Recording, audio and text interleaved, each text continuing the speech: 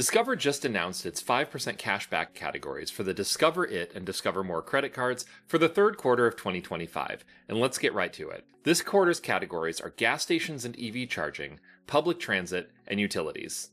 Now these categories are pretty self-explanatory, but there are some important details. So in this video, I'll cover all of those. And stick around to the end of the video where I'll share my take and I'll show you how I'm going to use this quarter's bonus categories.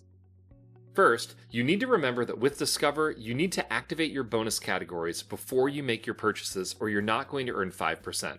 And unlike the Chase Freedom Flex card, activation isn't retroactive, so you need to get your categories activated before you make your purchases, otherwise you're not going to earn that 5%.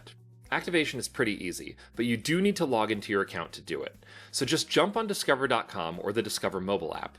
If you're using the website, look for the cashback bonus panel on the left side of your screen. And if you're on the mobile app, just click on Rewards at the bottom of the app to go to where you can activate your bonus categories. Now, if you're a card member, at some point in June, Discover will send you an email reminding you to activate your bonus categories, but there's no need to wait for that email. You can activate your categories today. Next, remember that there is a limit on the amount of 5% cashback rewards that you can earn. You'll only earn 5% cashback on the first $1,500 you spend in the quarter's bonus categories after you activate.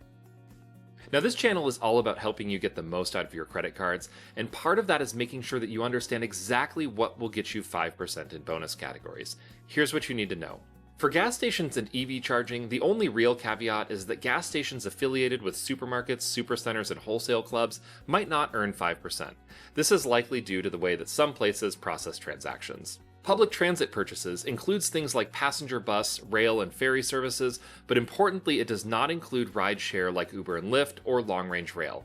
I'll drop a link in the description to an article about some better options for rideshare purchases. Utilities includes things like electricity, natural gas, and water service, but it also includes purchases made for internet, cable, satellite TV, and mobile phone service. Now, a lot of mobile phone services charge a fee for using a credit card, so this might not be terribly useful to you, but the number of purchases that Discover counts as utilities is actually more than I expected.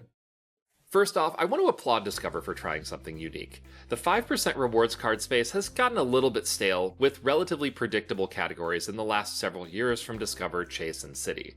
But adding utilities to the mix is something that neither Discover nor Chase has done before. And for me, utilities is the most interesting category, since I can pay for my internet, phone, and television services with a credit card. And in my area, I can also pay for my electricity with a credit card, so there's definitely an opportunity to earn some rewards this quarter. Gas and EV charging is certainly a useful category, but it isn't terribly useful for me personally because my family buys the bulk of our gas at Costco, and Costco doesn't accept Discover cards. Now, one way to get the most out of 5% category cards is to purchase a gift card, effectively bringing future spending into the current quarter to earn more rewards. Here's how this looks. Let's say that you spend about $200 a month on gas. If you just charged your gas purchases to your Discover card in the third quarter of 2025, you'd earn 5% rewards on about $600 of gas spending.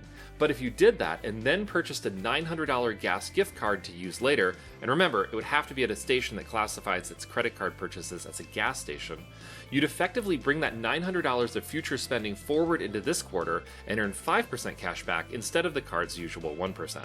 For me, this probably looks like overpaying my utilities for a few months into the future, which you can likely also do if your utility provider accepts credit cards. So that's what you need to know about Discover's bonus categories in the third quarter of 2025.